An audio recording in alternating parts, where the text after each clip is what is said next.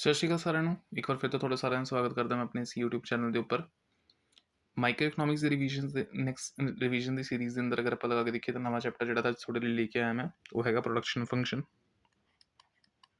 Important chapter ਹੈ, short questions ਆਪਣੇ ਕੋਲ ਇਸ 'ਚੋਂ ਆ ਜਾਂਦੇ ਹੈਗੇ ਔਰ 6 ਮਾਰਕਸ ਦਾ ਇੱਕ ਥਿਊਰੀ ਦਾ ਕੁਐਸਚਨ ਜਿਹੜਾ ਹੈਗਾ ਇਸ ਚੈਪਟਰ ਦੇ ਵਿੱਚ ਆਪਣਾ ਪਿਆ ਜਿਸ ਨੂੰ ਆਪਾਂ ਨੇ ਤਿਆਰ ਕਰਨਾ ਫਾਈਨਲਸ ਦੇ ਲਈ ਲਾਅ ਆਫ ਵੇਰੀਏਬਲ ਪ੍ਰੋਪੋਰਸ਼ਨ ਦਾ। ਠੀਕ ਹੈ ਨਾ, ਤਾਂ ਵੀਡੀਓ ਨੂੰ ਸਟਾਰਟਿੰਗ ਤੋਂ ਲੈ ਕੇ ਐਂਡ ਤੱਕ ਸਾਰਿਆਂ ਨੇ ਚੰਗੀ ਤਰੀਕੇ ਨਾਲ ਦੇਖਣਾ, ਲਾਈਕ ਕਰ ਦੇਣਾ ਹੈਗਾ, ਆਪਣੇ ਦੋਸਤਾਂ ਨਾਲ ਸ਼ੇਅਰ ਕਰ ਦੇਣਾ ਔਰ ਚੈਨਲ ਨੂੰ ਜਿਹੜਾ ਹੈਗਾ ਸਬਸਕ੍ਰਾਈਬ ਕਰ ਲਿਓ। ਠੀਕ ਹੈ, ਤਾਂ ਕਿ ਲੇਟੈਸਟ ਨੋਟੀਫਿਕੇਸ਼ਨ ਜਿਹੜੀ ਕਿ ਤੁਹਾਡੇ ਕੋਲ ਆਉਂਦੀਆਂ ਰਹਿਣ ਮੇਰੀ ਵੀਡੀਓਜ਼ ਦੀਆਂ। ਤਾਂ ਕਰੀਏ ਸ਼ੁਰੂ। ਠੀਕ ਹੈ, ਦੇਖੋ ਲਾਸਟ ਜਿਹੜੇ ਆਪਣੇ ਟੌਪਿਕਸ ਕਵਰ ਅਪ ਕੀਤੇ ਹੈਗੇ ਕੰਜ਼ਿਊਮਰ ਇਕੁਇਲਿਬਰੀਅਮ ਦੇ, ਕੰਜ਼ਿਊਮਰ ਬਿਹੇਵੀਅਰ ਦੇ, ਉਹਨਾਂ ਤੋਂ ਆਪਾਂ ਨੂੰ ਇੱਕ ਚੀਜ਼ ਤਾਂ ਸਮਝ ਆ ਗਈ ਕਿ ਕੋਈ ਵੀ ਇਕਨੋਮਿਕ ਐਕਟੀਵਿਟੀ ਜਿਹੜੀ ਆਪਾਂ ਪਰਫਾਰਮ ਕਰਦੇ ਹਾਂ ਉਹਦਾ ਮੇਨ ਏਮ ਜਿਹੜਾ ਹੈਗਾ ਉਹ ਕਿਸ ਚੀਜ਼ ਦਾ ਹੁੰਦਾ ਕਿ ਆਪਾਂ ਨੇ ਕੀ ਕਰਨਾ, ਸੈਟਿਸਫਾਈ ਕਰਨਾ ਹੈ ਹਿਊਮਨ ਵਾਂਟਸ ਨੂੰ, ਟੂ ਸੈਟਿਸਫਾਈ ਹਿਊਮਨ ਵਾਂਟਸ। और ह्यूमन वांट्स की सैटिस्फैक्शन का मतलब की है कंजम्पशन करना पेगा goods and services for direct satisfaction of the wants. और कंजम्पशन पॉसिबल कदों है इफ गुड्स आर अवेलेबल। ठीक है ना, तो बेसिकली वो एक्टिविटीज़, ठीक है ना, वो एक्टिविटीज़ जिहड़ी कि इंश्योर करदी हैं कि गुड्स की अवेलेबिलिटी मार्केट च बनी रहे, उसी ਨੂੰ ਆਪਾਂ ਨਾਮ ਕਿੱਦਾਂ ਦਿੰਦੇ ਹੈਗੇ ਆ, ਪ੍ਰੋਡਕਸ਼ਨ ਦਾ ਨਾਮ ਦਿੰਦੇ ਆ। ਠੀਕ ਹੈ ਨਾ, ਤਾਂ ਇਸ ਪ੍ਰੋਡਕਸ਼ਨ ਨੂੰ ਕਰਨ ਦੇ ਲਈ ਅਗਰ ਆਪਾਂ ਗੱਲ ਕਰੀਏ ਤਾਂ ਆਪਾਂ ਨੂੰ ਕੁਝ ਲੋੜ ਕਿਹਦੀ ਹੁੰਦੀ ਹੈ, ਆਪਣੇ ਇਨਪੁਟਸ ਦੀ, ਔਰ ਨਹੀਂ ਇਨਪੁਟਸ ਨੂੰ ਆਪਾਂ ਕਨਵਰਟ ਕਿਸ 'ਚ ਕਰਦੇ ਹਾਂ, ਆਪਣੇ ਆਊਟਪੁੱਟਸ ਦੇ ਅੰਦਰ। ਠੀਕ ਹੈ, ਤਾਂ ਇਨਪੁਟਸ ਦੋ ਤਰੀਕੇ ਦੇ ਦੇਖਣ ਨੂੰ ਆਪਾਂ ਨੂੰ ਮਿਲਦੇ, ਕੁਝ ਆਪਣੇ ਫੈਕਟਰ ਇਨਪੁਟਸ ਹੁੰਦੇ ਔਰ ਕੁਝ ਆਪਣੇ ਕੀ ਹੁੰਦੇ, ਨॉन फैक्टर इनपुट्स ਹੁੰਦੇ ਆ। Factor inputs and non factor inputs. Factor inputs तो पता ही है, +1 की बिजनेस स्टडी तो पढ़ते आ रहे हो, लैंड, लेबर, कैपिटल, एंटरप्रेन्योर। ठीक है ना, so these are the basic factors of production. इन्होंने ही आप इनपुट फैक्टर इनपुट्स कह दें, और non factor inputs basically raw material हो गया अपना। ठीक है, ये सारी चीज़ां किस चाहिए, टेक्नोलॉजी, ये सारी किस चाहिए अपनी non factor inputs.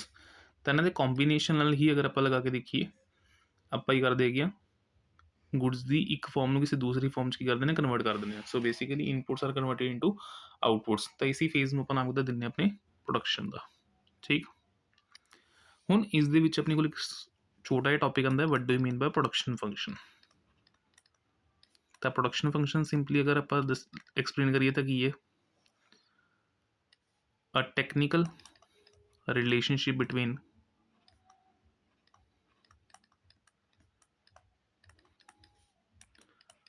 Physical inputs and physical outputs. एक टेक्निकल रिलेशनशिप है between physical inputs and physical outputs. तो यदि मैं क्वेश्चन कुछ इस तरीके लिख सकता कि क्वांटिटी जो आज की डेट में प्रोड्यूस हो रही है किसी भी गुड्स की, वो फंक्शन है लैंड, लेबर एंड कैपिटल का। ठीक है ना, एंटरप्रेन्योर भी आप इंक्लूड कर सकते हैं। सो ये अपनी एक बेसिक इक्वेशन जी है बन गई किस चीज़ की, प्रोडक्शन फंक्शन की। ठीक, नैक्सट इस तो बाद इस चैप्टर के आप एक टॉपिक स्टडी करना कि प्रोडक्शन का जोड़ा कंसैप्ट है इसनों आप दो तरीके स्टडी करांगे, एक शॉर्ट रन च, एक अपना लॉन्ग रन च। ठीक है ना, short run and long run. Time period के बेसिस से क्लासीफाई किया गया प्रोडक्शन के कंसैप्ट में, प्रोडक्शन के चैप्टर में। शॉर्ट रन च अगर आप गल करिए कि प्रोडक्शन अगर आप कर रहे हैं तो उरे आपको दो तरीके के फैक्टर्स देखने को मिलेंगे, कुछ फैक्टर्स अपने फिक्स होंगे और कुछ अपने की होंगे वेरीएबल होंगे। ठीक है ना, तो शॉर्ट रन के प्रोडक्शन करने के लिए factors are classified into two categories, some are fix and some factors are variable. जिस फिक्स फैक्टर्स के ज़्यादातर अपन को देखने को मिलेगा, लैंड होगी अपनी, कैपिटल होगी अपनी, और वेरीएबल फैक्टर्स ज़्यादातर अपन को देखने को मिलेगी लेबर। मीनिंग अगर आप समझने की कोशिश करिए तो बेसिकली फिक्स फैक्टर ते वेरिएबल फैक्टर्स का मतलब की है कुछ ऐसे फैक्टर्स ਜਿਹੜੇ कि चेंज नहीं होंगे, do not change with change in level of production, चाहे थोड़ी प्रोडक्शन ਵਧੇ ਜਾਂ ਘਟੇ, ਉਹਦੇ ਨਾਲ ਇਹਨਾਂ ਫੈक्टर्स ਨੂੰ ਕੋਈ ਫਰਕ नहीं पेगा। ठीक है ना। तो free from the level of production हो गई एक तरह ਦੇ। एग्जाम्पल तौर पर ਮੰਨ के चलो ਤੁਸੀਂ ਸਾਲ ਡੇਢ ਸਾਲ ਵਾਸਤੇ ਕੋਈ ਬਿਜ਼ਨਸ ਕਰਨਾ ਹੈਗਾ ਔਰ ਤੁਹਾਡੇ ਕੋਲ ਇੱਕ ਮਸ਼ੀਨ ਆਲਰੇਡੀ ਅਵੇਲੇਬਲ ਹੈਗੀ ਜਿਹਦੇ ਨਾਲ ਤੁਸੀਂ ਪ੍ਰੋਡਕਸ਼ਨ ਕਰ ਲੈਂਦੇ ਹੋ। क्या सिर्फ इस साल और डेढ़ साल के बिजनेस के लिए तुसी कोई नवी मशीन खरीदोगे प्रोडक्शन इंक्रीज करने के लिए? तो आंसर इज नो।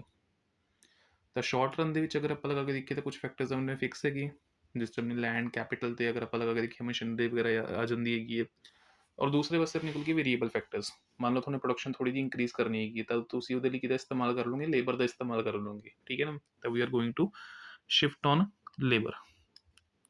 तो यह चेंज होएगी as the level of output changes.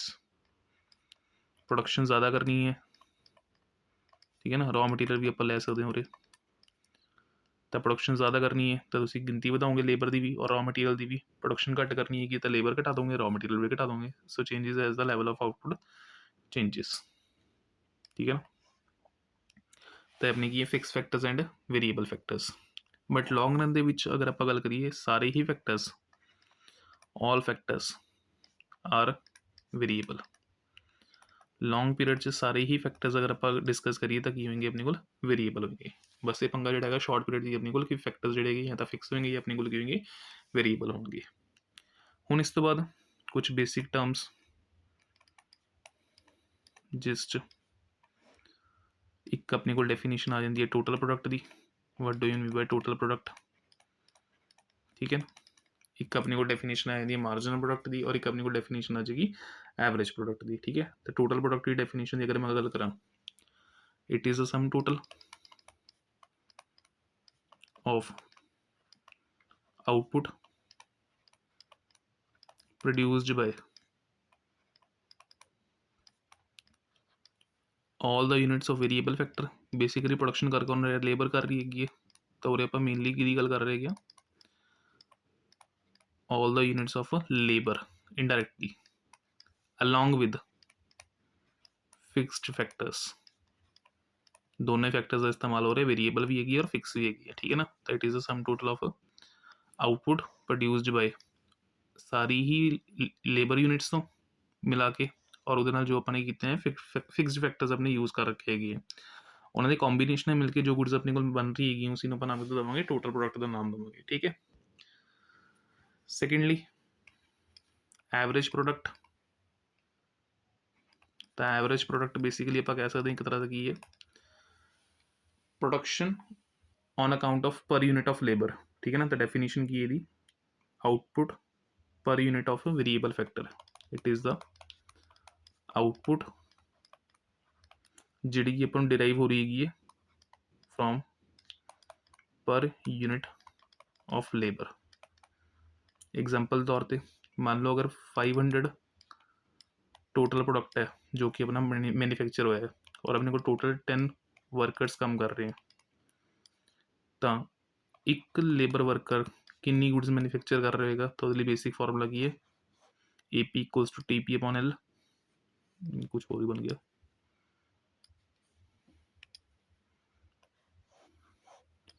ठीक है।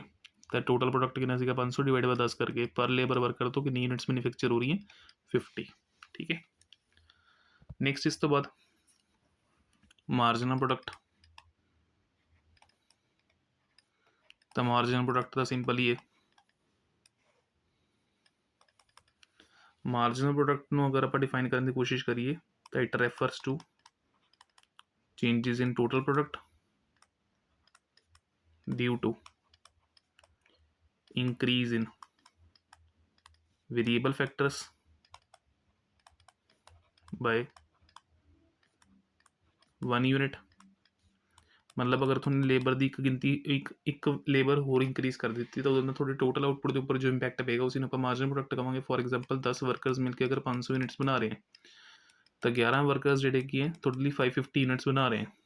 तो एक लेबर वर्कर इंक्रीज करने नाल ਤੁਹਾਡੀ ਟੋਟਲ ਨੰਬਰ ਆਫ ਯੂਨਿਟਸ ਕਿੰਨੇ ਨਾਲ ਪ੍ਰੋਡਿਊਸ ਹੋਈ ਵਧ ਰਹੀ ਹੈ 50 ਯੂਨਿਟਸ ਨਾਲ। ਤਾਂ ਬੇਸਿਕਲੀ ਫਾਰਮੂਲਾ ਕੀ ਹੈ, total product from nth unit minus total product from nth minus 1 unit. ਇਹ ਆਪਣੇ ਕੋਲ ਕੀ ਆ ਜਾਏਗਾ ਆਪਣਾ ਮਾਰਜਨਲ ਪ੍ਰੋਡਕਟ।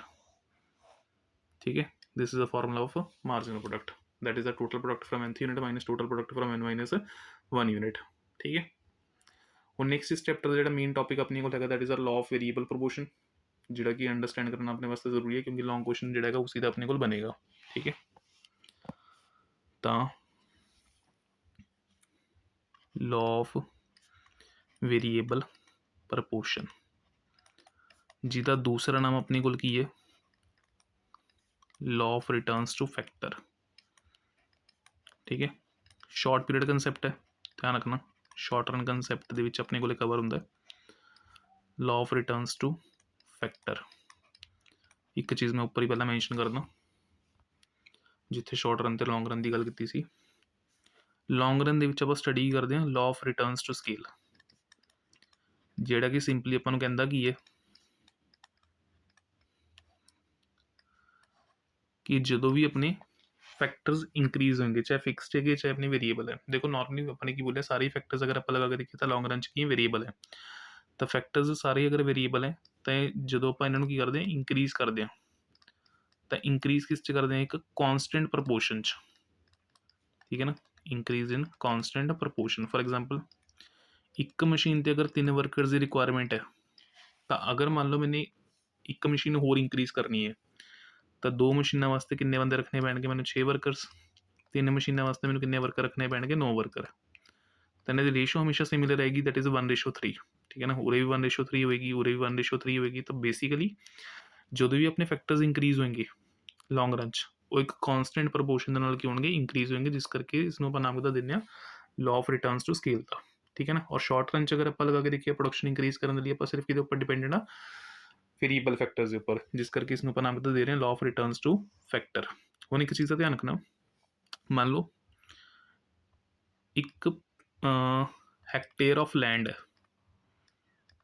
ठीक है ना, एग्जाम्पल ही दे रहे हैं जस्ट, इस एक हैक्टेयर ऑफ लैंड के उपर मैक्सीमम अगर आप लगा के देखिए तो 3 बंदे जोड़े है काम कर सकते हैं, 3 वर्कर्स।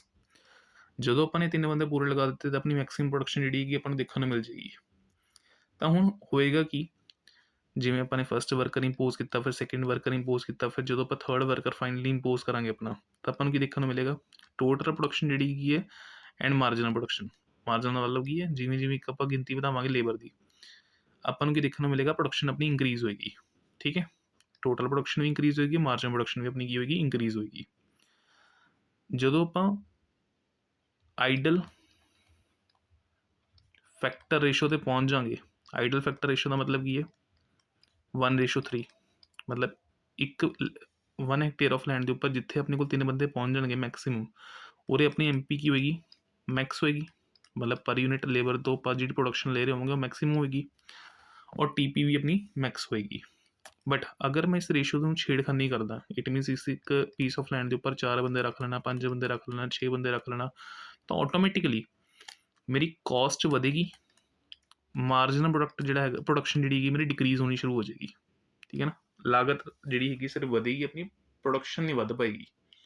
इस चीज़ का ध्यान रखना अपने। ठीक है ना, तो लॉ ऑफ वेरीएबल प्रपोर्शन जो है एज पर द डेफिनेशन अपन यही चीज़ समझाता है कि जिमें जिमें आप वेरीएबल फैक्टर्स को कंबाइन करांगे अपने फिक्स फैक्टर्स के नाल। ठीक है, as more and more units of variable factor are combined with fixed factors, combined with fixed factors, marginal production जी हैगी है वो इनिशियली अपनी इंक्रीज करेगी। ठीक है ना, मार्जिनल प्रोडक्ट इनिशियली इंक्रीजेस, एक बंदा लगाया 2 बंदे लगाए तो वो होएगा कि थोड़ी पर यूनिट प्रोडक्शन जी स्टार्टिंग बढ़ेगी, but eventually a situation came when MP starts declining। अगर तुम नहीं रुकोगे और फिर भी वेरिएबल फैक्टर इंक्रीज करते रहोगे तो सिचुएशन आएगी जिथे थोड़ी MP जी वो की करेगी डिक्लाइन करेगी एंड अ स्टेज में कम when it becomes 0 and turns to be negative, ठीक है ना। और एक सिचुएशन ऐसी आ सकती है जिथे थोड़ी मार्जिन प्रोडक्शन 0 भी जा सकती है और ईवन की किस टर्न हो सकती है, नेगेटिव भी टर्न हो सकती है। तो ये अपना की है लॉ ऑफ वेरिएबल प्रपोर्शन एक तरह का, ठीक है। कहने का मतलब सिंपल जी है कि एक फिक्स फैक्टर के उपर वेरीएबल फैक्टर की भी अपनी एक रेशो होंगी है यूज़ करने। कॉमन जी एग्जाम्पल मान लो एक जगह हैगी जिहदे उपर अपनी करनी है एग्रीकल्चरल एक्टिविटी करनी हैगी, तो उत्थे मैक्सीमम जिहड़े है 3 बंदे आपां लगा सकते हैं। तो जिवें तुसीं 3 बंदे लगा दोगे काम करने के लिए थोड़ी प्रोडक्शन मैक्सीमम पहुँच जाएगी, बट उस तो बाद भी अगर उसी बंदे जिहड़े है ज़्यादा रखने शुरू कर दोगे तो उसे थोड़ी लागत ही बढ़ाएंगे, प्रोडक्शन के उपर उसका कोई इंपैक्ट जिहड़ा है नहीं पै पाएगा। और अल्टीमेटली तुहानूं की देखने मिलेगा कि प्रति व्यक्ति लेबर तो थोनों वो प्रोडक्शन नहीं मिल पा रही है जो कि थोनों मिलनी चाहिए सी, ठीक है ना। तो ऑटोमेटिकली थोड़ी मार्जिनल प्रोडक्टिविटी की हो रही डिक्लाइन कर रही है। तो इसका टेबल एंड डायग्राम कुछ बनया हुआ है ताकि थोड़ा टाइम वेस्ट ना हो। मैंने ऑलरेडी जो है इसनों थोड़ी दी अवेलेबल करवा दिता ताकि तुम ईजिली समझ सको। इस साइड देखो पहले टेबल अपने को यूनिट्स ऑफ लैंड फिक्स है 111 के अकॉर्डिंग, ठीक है ना। लेबर की अपने को गिनती दी अपने हौली हौली बनानी शुरू की 1 2 3 4 5 6 7 8। हुण इस लेबर की गिनती के बदलने नाल तो एक मिनट पेन का कलर चेंज कर लो।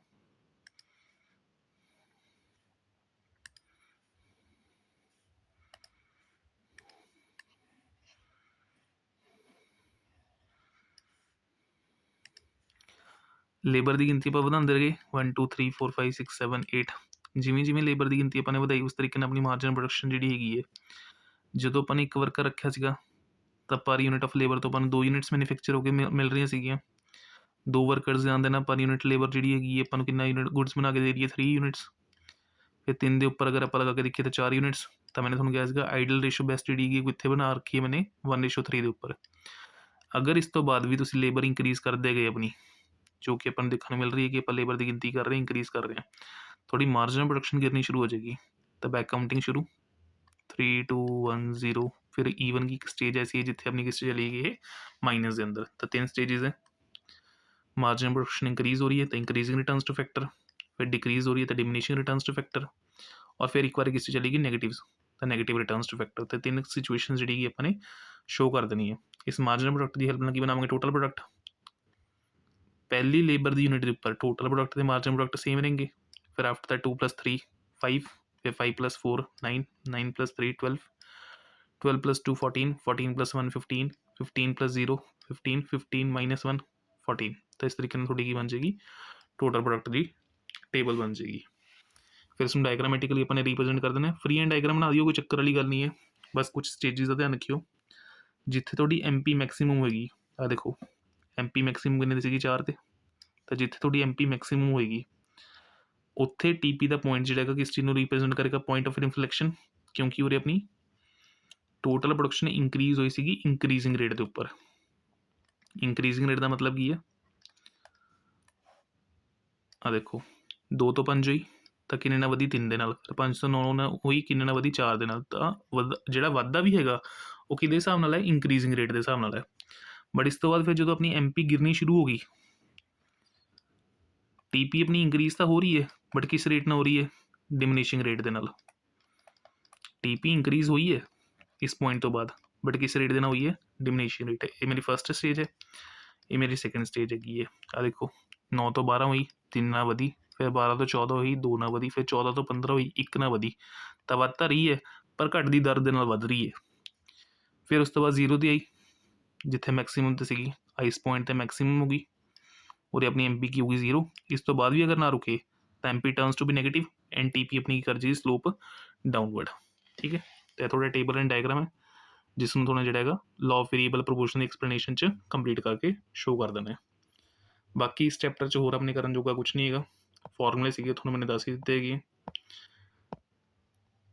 ये चैप्टर कंप्लीट है। बाकी एक चीज़ का होर ध्यान रखियो, एक टॉपिक जोड़ा है थोड़ा मैं उरे थोड़ा समझा दूँ। अगे जाके जो आप कॉस्ट टॉपिक पढ़ांगे ना तो अपने को आएगा why marginal cost curve is U shaped. तो ਉਹਦਾ ਰੀਜ਼ਨ ਉਹੀ ਹੈ। ਆਪਾਂ ਨੇ ਹੁਣੀ ਕੀ ਦੇਖਿਆ ਕਿ ਅਗਰ ਆਪਾਂ ਇੱਕ ਪਰਟੀਕੂਲਰ ਰੇਸ਼ੋ ਤੋਂ ਬਾਅਦ ਵੀ ਆਪਣੇ ਵੇਰੀਏਬਲ ਫੈਕਟਰਸ ਨੂੰ ਇੰਕਰੀਜ਼ ਕਰਦੇ ਹਾਂ ਤਾਂ ਮੈंने ਤੁਹਾਨੂੰ ਕੀ ਦੱਸਿਆ ਸੀਗਾ ਕਿ ਉੱਥੇ ਪ੍ਰੋਡਕਸ਼ਨ ਵਧਣ ਦੀ ਬਜਾਏ ਉਲਟਾ ਕੀ ਹੋਣੀ ਸ਼ੁਰੂ ਹੋ ਜਾਂਦੀ ਹੈ, ਘਟਣੀ ਸ਼ੁਰੂ ਹੋ ਜਾਂਦੀ ਹੈ, ਬਟ ਤੁਹਾਡੀ ਲਾਗਤ ਤਾਂ ਵਧੇਗੀ ਨਾ। ਆਹ ਦੇਖੋ ਸਟਾਰਟਿੰਗ ਸਟੇਜ ਦੇ ਅੰਦਰ ਜਦੋਂ ਆਪਣੇ ਰਿਸੋਰਸਿਸ ਨੂੰ ਆਪਾਂ ਸਹੀ ਤਰੀਕੇ ਨਾਲ ਇਸਤੇਮਾਲ ਕਰ ਰਹੇ ਹਾਂ ਤਾਂ ਆਪਣੀ ਲਾਗਤ ਜਿਹੜੀ ਹੈਗੀ ਹੈ ਪਰ ਯੂਨਿਟ ਦੇ ਹਿਸਾਬ ਨਾਲ ਘਟਣੀ ਸ਼ੁਰੂ ਹੋ ਜਾਏਗੀ। ਲਾਗਤ ਘਟੇਗੀ, ਇੱਕ ਟਾਈਮ ਐਸਾ ਆਏਗਾ ਜਦੋਂ ਆਪਣੀ ਲਾਗਤ ਬਿਲਕੁਲ ਹੀ ਥੱਲੇ ਲੱਗ ਜਾਏਗੀ, ਠੀਕ ਹੈ ਨਾ, ਕਾਸਟ ਬਿਲਕੁਲ ਹੀ ਕੀ ਹੋ ਜਾਏਗੀ ਜ਼ੀਰੋ, ਜਾਂ ਨਹੀਂ ਜ਼ੀਰੋ ਤਾਂ ਨਹੀਂ ਕਹਿ ਸਕਦਾ, ਬਟ ਆਪਣੇ ਫੈਕਟਰਸ ਨੂੰ ਆਪਾਂ ਨੇ ਕੁਝ ਇਸ ਤਰੀਕੇ ਨਾਲ ਇਸਤੇਮਾਲ ਰੱਖਿਆ ਹੋਇਆ ਕਿ ਆਪਾਂ ਨੂੰ ਲਾਗਤ ਘੱਟ ਤੋਂ ਘੱਟ ਪੈ ਰਹੀ ਹੈ। ਬਟ ਇਸ ਤੋਂ ਬਾਅਦ ਵੀ ਅਗਰ ਆਪਾਂ ਕੀ ਕਰਾਂਗੇ, ਲੇਬਰ ਦੀ ਗਿਣਤੀ ਵਧਾਵਾਂਗੇ ਤਾਂ ਆਪਣਾ ਹੀ ਲਾਗਤ ਘਟਣ ਦੀ ਬਜਾਏ ਉਲਟਾ ਕੀ ਹੋਣੀ ਸ਼ੁਰੂ ਹੋ ਜਾਏਗੀ, ਵਧਣੀ ਸ਼ੁਰੂ ਹੋ ਜਾਏਗੀ। ਕਿਉਂਕਿ ਜਿੱਥੇ 3 ਬੰਦੇ ਦੀ ਲੋੜ ਹੈ, ਅਗਰ ਤੁਸੀਂ 5 ਬੰਦੇ ਰੱਖ ਕੇ ਬੈਠੇ ਹੋ ਤਾਂ ਦਿਹਾੜੀ ਤਾਂ ਦੇਣੀ ਪਏਗੀ ਨਾ ਤੁਹਾਨੂੰ। ਤਾਂ ਲਾਗਤ ਜਿਹੜੀ ਹੈਗੀ ਘਟਣ ਦੀ ਬਜਾਏ ਉਲਟਾ ਹੋਰ ਕੀ ਹੋਣੀ ਸ਼ੁਰੂ ਹੋ ਜਾਏਗੀ, ਵਧਣੀ ਸ਼ੁਰੂ ਹੋ ਜਾਏਗੀ, ਜਿਸ ਕਰਕੇ ਆਪਣੀ ਮਾਰਜਨਲ ਕਾਸਟ ਕਰਵ ਜਿਹੜੀ ਹੈਗੀ ਉਹ ਕੀ ਬਣੇਗੀ, ਯੂ ਸ਼ੇਪਡ ਬਣੇਗੀ, due to reason of increasing returns. Cost पहले अपनी की करेगी, डिक्लाइन करेगी, ठीक है ना, इंक्रीजिंग रिटर्न्स करके कॉस्ट जी डिक्लाइन करेगी, फिर डिमिनिशिंग रिटर्न्स के कारण ये अपनी वधनी शुरू हो जाएगी, ठीक है। तो ये टॉपिक आप उत्थे एक बार डिस्कस कर लाँगे, बट फिर भी मैं थोड़ा जो है लिंकअप कर दिता। तो ये थोड़ा चैप्टर है प्रोडक्शन फंक्शन का, देख लियो अच्छे तरीके नाल। नैक्सट फिर मिलते हैं अगली वीडियो च। Till then bye bye.